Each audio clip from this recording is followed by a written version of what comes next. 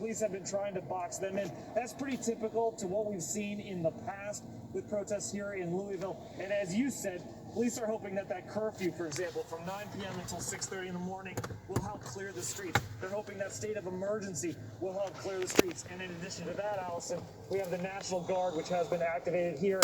We haven't seen the National Guard yet, but we do know that they're sort of stationed a few blocks away. Breonna Taylor's family wanted those officers to be charged with second-degree manslaughter at a minimum. This doesn't even come close to that. What is her family, what is their attorney saying about the grand jury's decision today?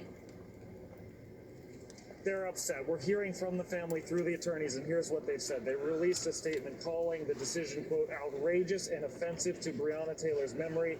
They've continued, quote, a documented and clear cover-up and the death of an unarmed black woman who posed no threat and who is living her best life. And then also, I'd like to share with you on Instagram, her sister put this message up. Sister, you were failed by a system you worked hard for, and I'm so sorry. I love you so much. Keep in mind, Breonna Taylor was a frontline health worker. 6 months ago, in the middle of the pandemic, that's when police went into her apartment on that raid, and that's when she was killed. It compounds a tragedy that's already being felt around the city. And as you said, Detective Hankinson was charged not because he fired towards Breonna Taylor, not because Breonna Taylor was killed, but because his rounds went into an adjacent apartment. And that is very deeply difficult for people here to understand, especially since for more than 190 days, people have been calling for justice for Breonna Taylor, Alice. All right.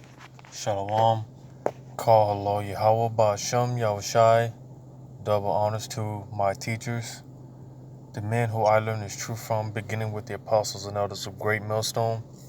Yahweh Ba'Shem Yahushai Barakatham to the hopefully elect. Just want to do this video dealing with the death of, or the indictment of Breonna Taylor's death. All right. Because you got a lot of Jake and a lot of people in general. But more so, I'm speaking of Jake because, our people fail to realize these things.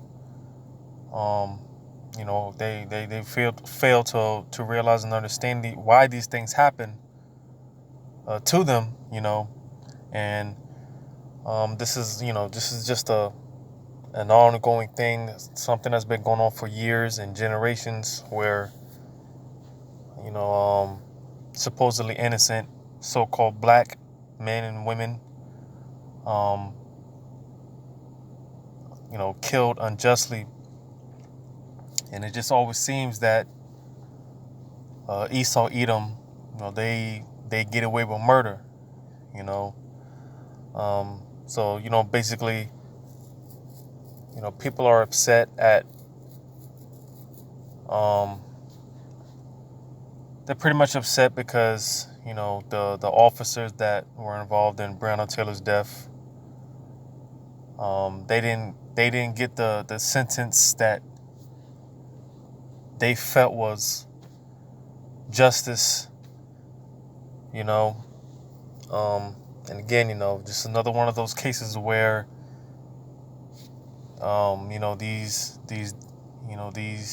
these Edomites, they get away with murder. But again, the point of this video, what I'm gonna touch on a little bit, getting into the history a little of why it may seem as if these people they always get away with murder, because when you go to the history,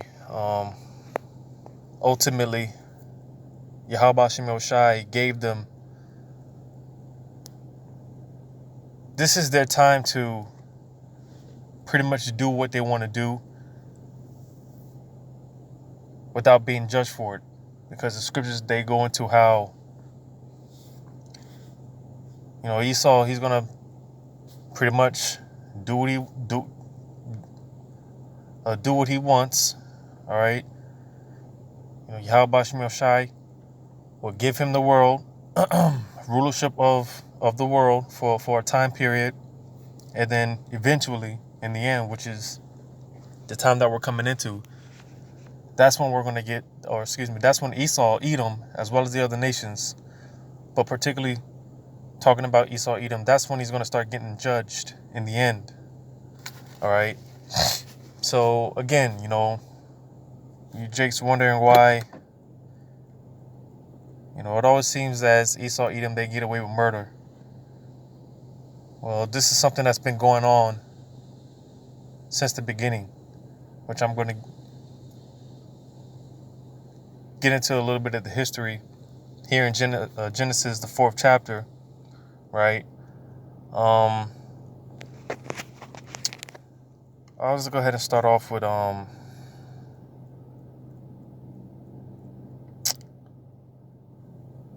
I'll just start at the first verse. It says, "And Adam knew his wife Eve, and she conceived and bare Cain, and said, I have gotten a man from Yahweh. And she again bare his brother Abel, and Abel was a keeper of sheep, but Cain was a tiller of the ground.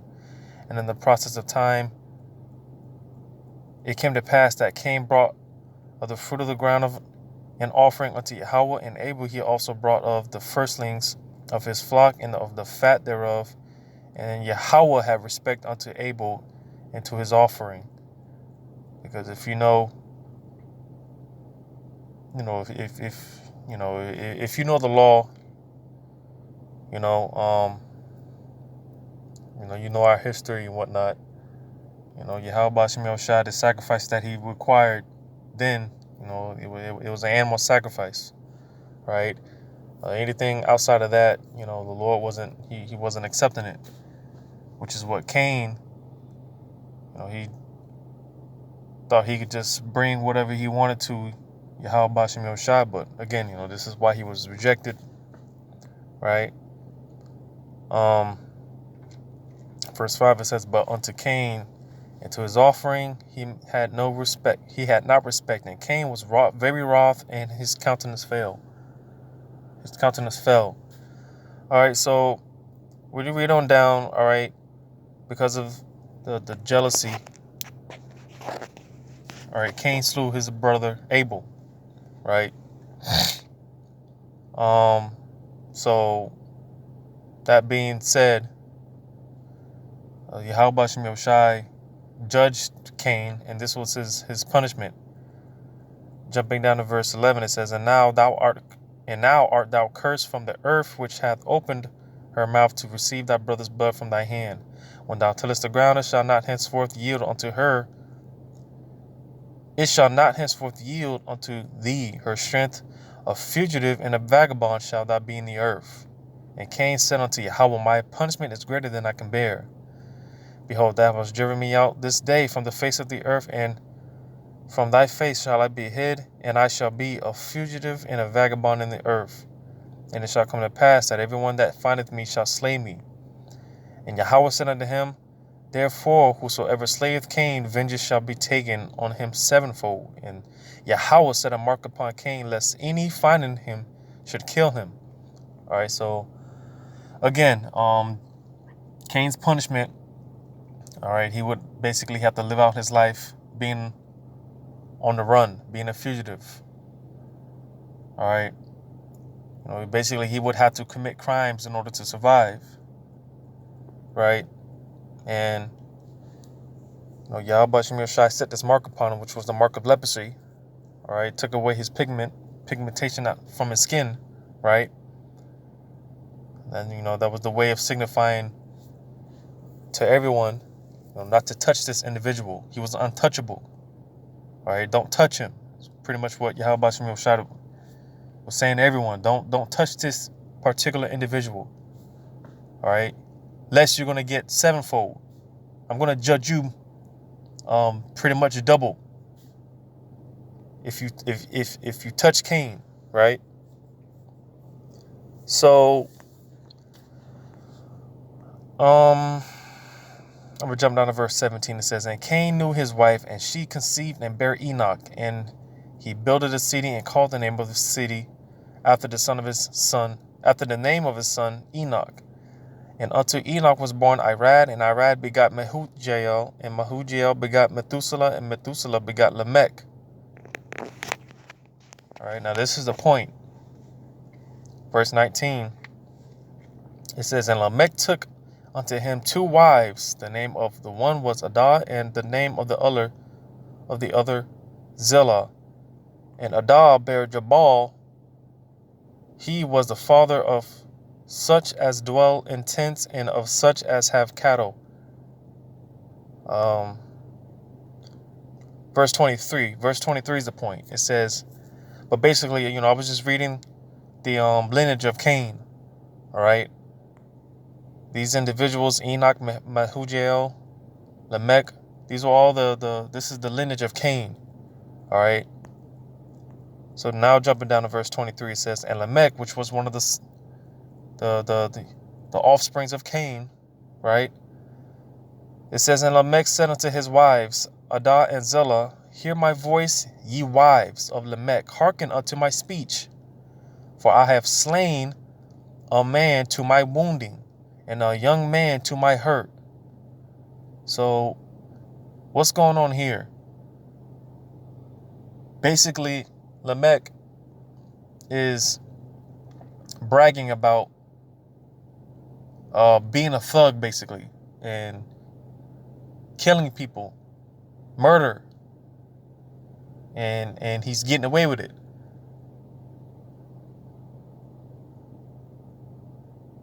A lot of people, you may wonder where this gangster rap comes from. All right, it comes from the house of Cain, because again, this individual Lamech, which again he was one of the sons of Cain. All right,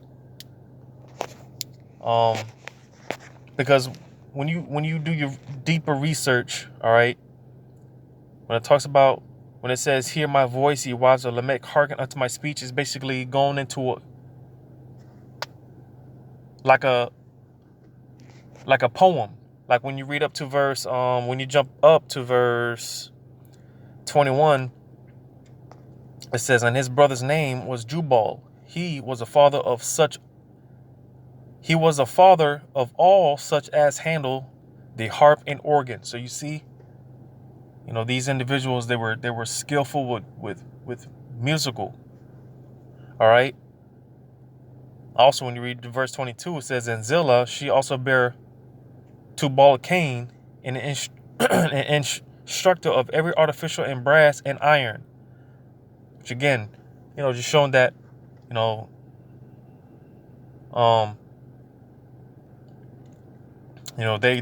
they've always had, I went over this before in the previous video.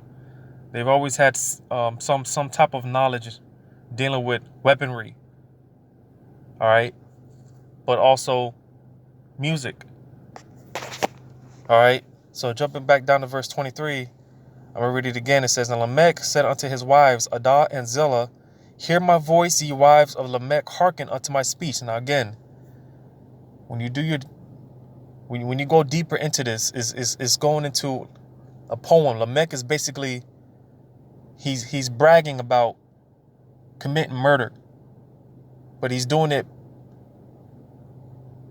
to put it in modest terms, he's singing he's basically singing like a rap song about it. All right. And why is that?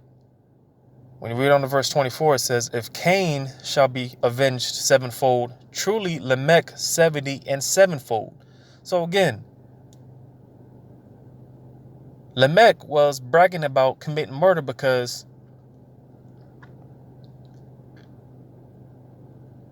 he knew pretty much he was untouchable. Because again, his forefather Cain, Yahweh Shem Shai put that mark upon him to where nobody could touch him. So Lamech knew that he was bragging about committing murder because he knew he can get away with it, because nobody could touch him. So, because again, you might question where all this gangster rap comes from, and, where pretty much violence is glorified. All right, that didn't start with the so-called Black, Hispanic, and Native American Indian. It started with the House of Cain, which, again, if you have the wisdom and the ears to hear, all right, that same spirit that's on Cain came back reincarnated as Esau, Edom. All right. And again, this is because, again, this House of Cain, all right, this is where, pretty much they were, committing all type of violence, murder, all right, and it pretty much spread forth throughout the earth, all right. When you read about Enoch on the right hand, the righteous Enoch, all right, because this is during the same time, when you, what is that? Jude, it talks about, let me look for this real quick. Because when you read this history,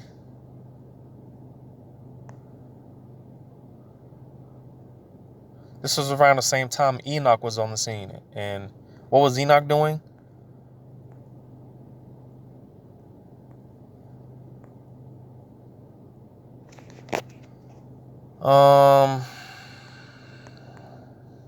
I'll start at verse 14. It says, "And Enoch also, the seventh from Adam, prophesied of these, saying, Behold, the Lord cometh with 10,000s of his saints." Because, again, when you know the precepts, all right, and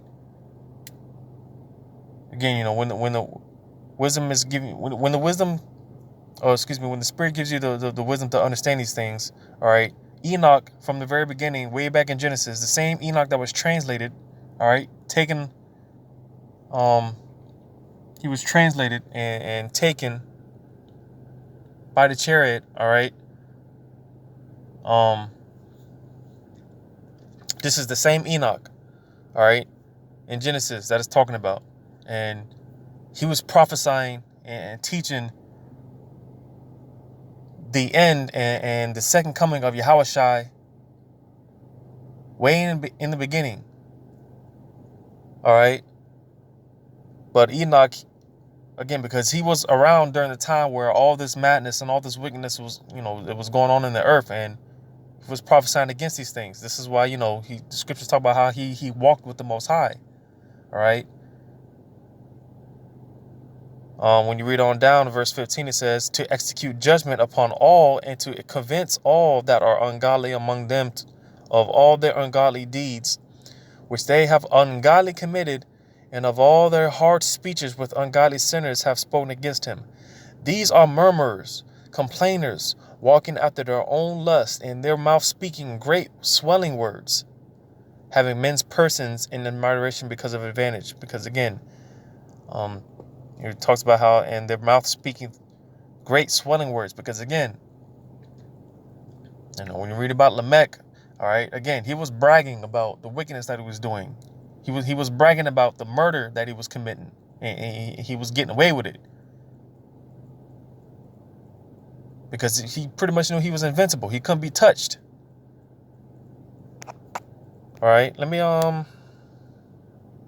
and again, this is where you get a lot of that rap culture. This is when you jump up to verse 11 in Jude chapter 1 verse 11. It says, "Woe unto them, for they have gone in the way of Cain, and ran greedily after the error of Balaam for reward, and perished in the gainsaying of Kor." So you see, again, because a lot of you Jakes, you think that culture, that stuff started with us. It didn't start with us. This came from the house of Cain. All right. And you could say Lamech, he was the original gangster rapper, because, again, he would, we go back to Genesis, the 4th chapter. All right. Because, again, when you read about Lamech, all right, Genesis 4:23, again, it says, "And Lamech said unto his wives, Adah and Zillah, Hear my voice, ye wives of Lamech, hearken unto my speech." Again, when you do when you get deeper into that, deeper into this, all right, this speech, all right, is basically going into a poem, which again, in modern terms, it would be music. All right. Lamech was pretty much rapping about committing murder and getting away with it.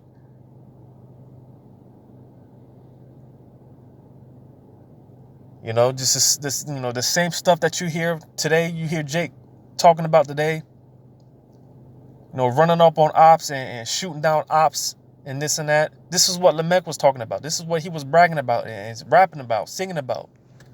All right. Because again, anyone that came up against him, him knowing the fact that he was untouchable, all right, they'd be taken out. This is what he was going into. All right. He was pretty much the original gangster rapper. This is where, this is where that stuff comes from. This is why what I just read in Jude. All right. A lot of you Jakes, you pick up on this culture, this gangster rap culture where you talk about shooting down your own people and whatnot. All right. That, this started from the house of Cain. All right. But the point being, all right, Lamech, they were he was bragging about this stuff, getting away with murder and committing all type of wickedness. All right. He was bragging about it because, he couldn't be touched. All right. And, again, going back to Enoch, the righteous Enoch. All right. Enoch, he was around during his time, to witness these things. And this is what, Enoch, he was prophesying against these things, just like today. All right. How Esau today, he's about to come against us, come against the prophets, the men of the Lord for prophesying righteously. All right. Just the same way Cain killed his brother Abel because, Abel did nothing but try to, convince his brother to do the right thing. And Cain, he ended up murdering him for it. All right. This is that same spirit. When you go to Genesis 27, I think you go all the way down where Esau talks about how he hated his brother Jacob. Genesis 27:41, it says, and Esau hated Jacob because of the blessing wherewith his father blessed him. And Esau said in his heart, the days of mourning for my father are at hand. Then will I slay my brother. So again, all right. That day hasn't come yet. That day it's right around the corner though, but it hasn't come yet. Where, the house of Cain, all right, the house of Esau, they're gonna come up against, he's gonna come up. It's Cain and Abel all over again. It's Jacob versus Esau all over again. All right. But again, they've had all this time to, you question why, you got these white cops shooting down Jake and whatnot. All right. Because ultimately, Yahweh Shemel Shai gave them the power to do so. Ultimately. And, they know this. They know these things. And this is why, they get away with murder. They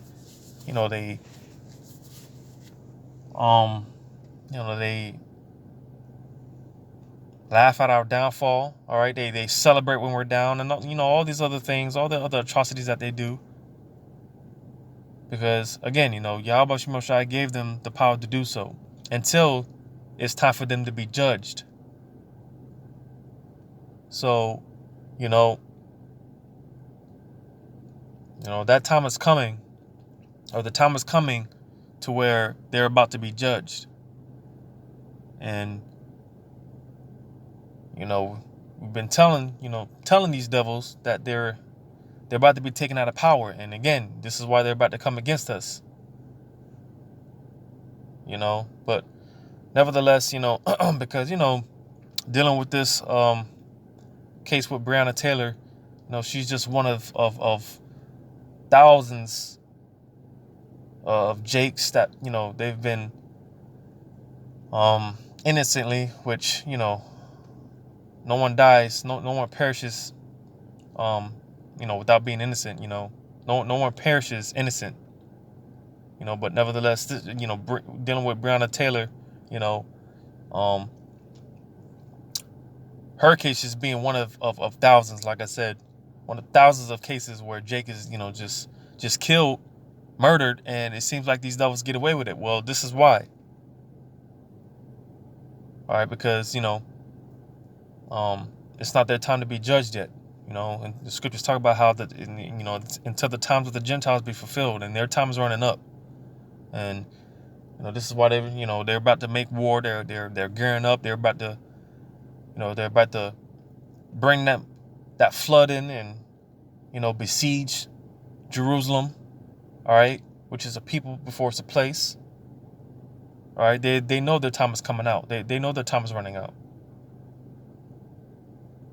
So hopefully, you were edified. Once again, I'm going to give all credit to Yahweh Shem Yahweh Shai. Double honors to the men who I learned this truth from, beginning with the apostles and others of great millstone. And until next time, Shalom.